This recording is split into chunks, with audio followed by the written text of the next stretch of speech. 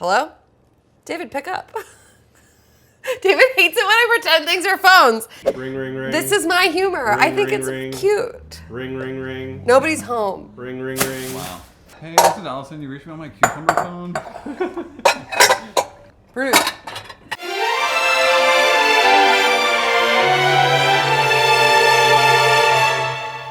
Hello, everybody. Welcome to Home Movies. I'm Alison Roman, and today we are making a really nice fish. A really nice fish. A really nice fish.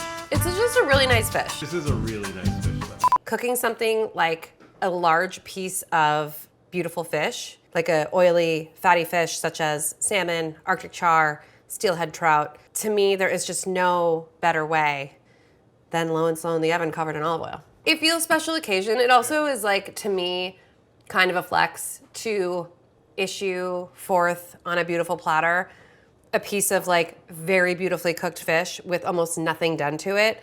It shows maturity, it shows restraint, it shows class, it shows refinement. It's the opposite of drinking out of a quart container. No, it's not. This is cool too. I have published recipes, especially salmon focused, that are like really aggressive on flavor. One of my favorites is the brown butter salmon with capers and lemon. This is sort of the opposite in the way that I'm constructing this particular meal or dinner. I feel like really simple, beautifully prepared piece of fish plus like punchy, very flavorful, crispy, crunchy, cooling salad is the perfect combination. And where would we be without our favorite brand, Maker's Mark? Thank you so much for sponsoring this week's episode of Home Movies. Shall we? Shall we get to fishing?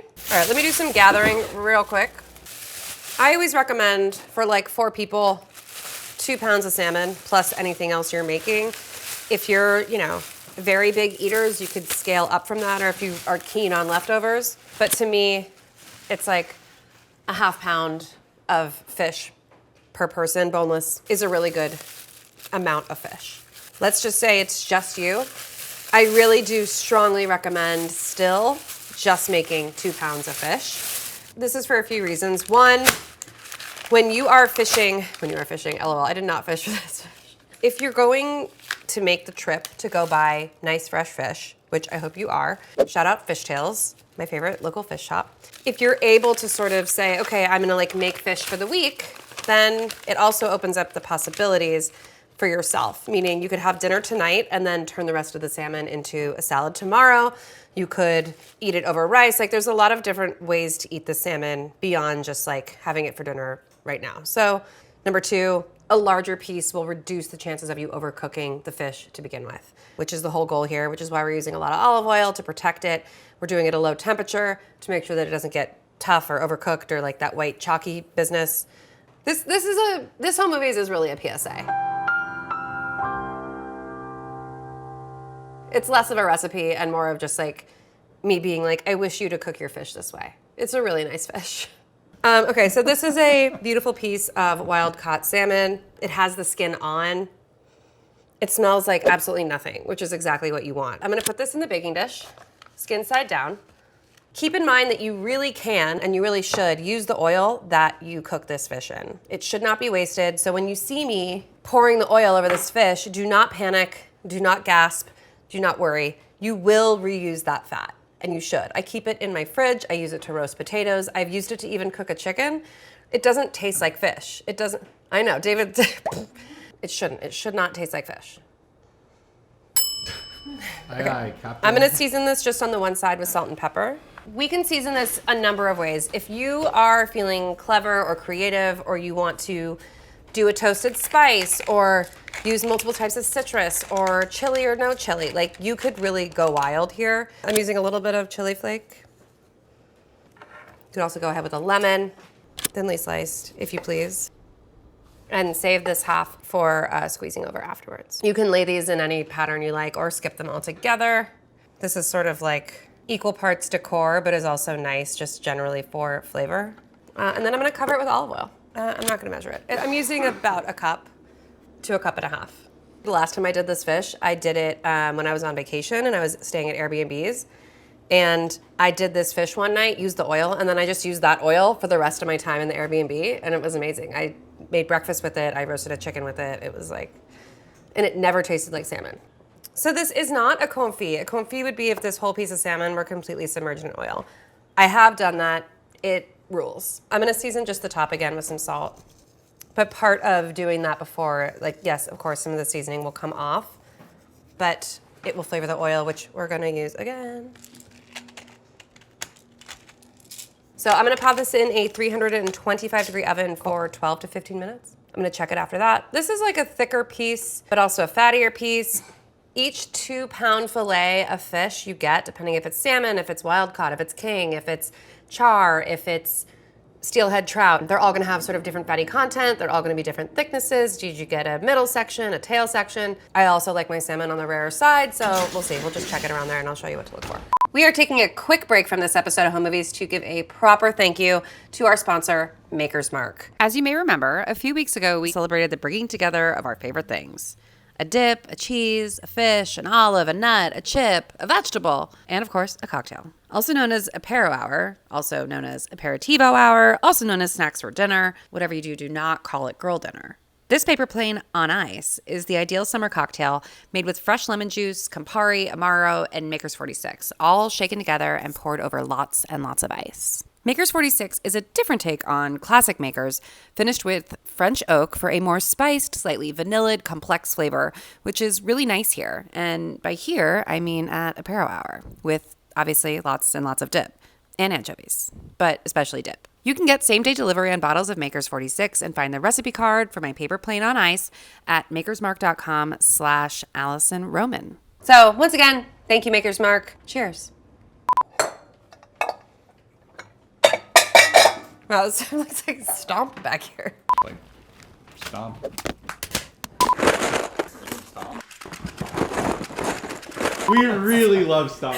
What a timely and relevant reference. That fish is in the oven, and honestly, like I said, you could do anything you want with it, but I also feel like it's a good opportunity to make a really punchy, like flavorful, delicious salad. Anytime I'm making a cucumber salad, I sort of do a riff on like the same steps and like technique, where step one is I cut, smash, slice, crush, whatever, season, and let sit, which will give you a little bit of liquid runoff, which would otherwise sort of dilute the flavors of your salad. And then I'm gonna make like a crispy, toasty garlic oil with turmeric.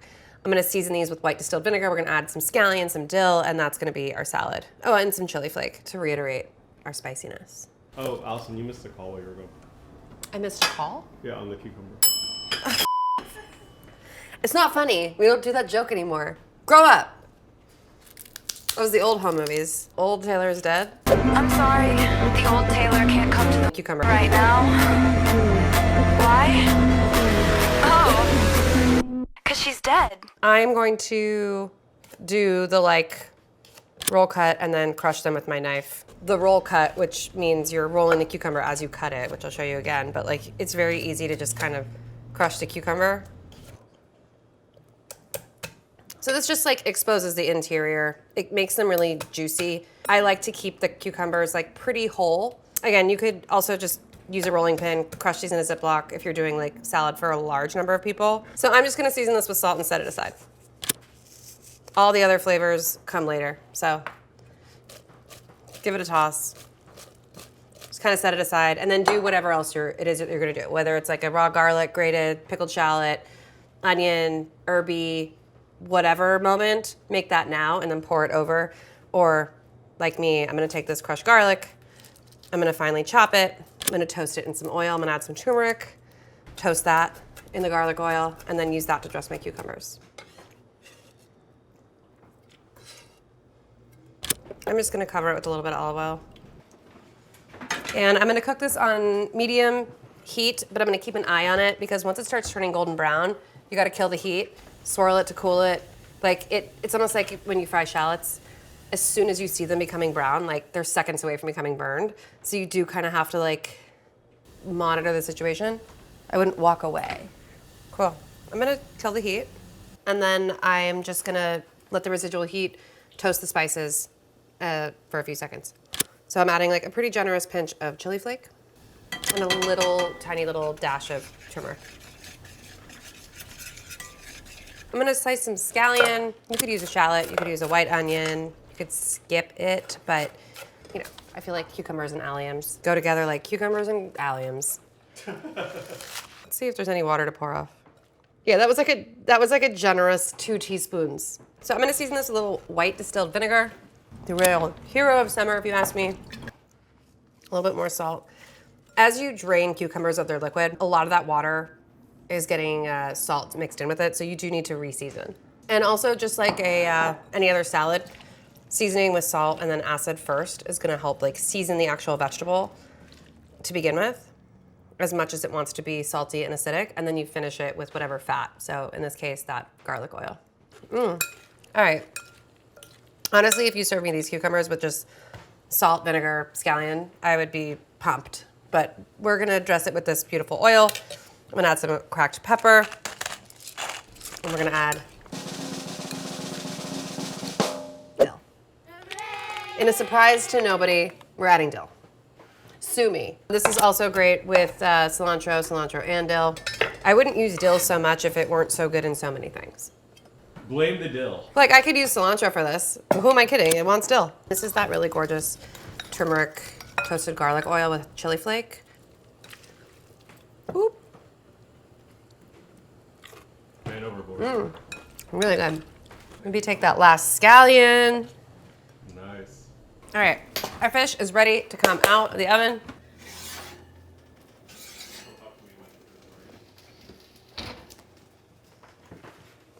Oh yeah. So to serve this, you can do like a sort of oven to table situation and just put this on the table with a big spoon and let people kind of carve it up themselves. I do find that often there's a bit of confusion on how to tackle something like this. So in the event that that's what you're dealing with, I do like to kind of do that for people. But instead of like individual portions, I will sort of replate it onto a large circular plate, allowing myself to like spoon the oil around. And so really what I do is I just kind of like let the lemon slices dictate where I kind of carve into. I really like my salmon on the rarer side. I believe the French term is like mi-cuit. And oftentimes that is like how they'll prepare fish like this in restaurants, where it's like not that like deep flamingo pink chalky color, but more of like a melon, almost transparent, a little translucent salmon color, I guess. It's more peachy. You should be able to easily remove it from the pan. You should be able to like scoop into it. It should flake off, but it should feel unctuous that you could just like easily just spoon into. It's mi-cuit. I feel like the most respect you could show it is to cook it gently, low, slow, with very few ingredients. Kind of let it like be itself, and then serve it with whatever deliciously punchy, sort of herby, garlicky, crunchy salad. I had some surprise rice in the fridge that I had from my Chinese food that I ordered the other night. And this salad is so good. And when you eat everything together, like, I don't wish the salmon were more interesting. I don't wish it had like tons going on or like a crazy sauce. Like, I'm very grateful for the simplicity of it. Yeah, my favorite thing is to do the most to a vegetable and the least to a protein.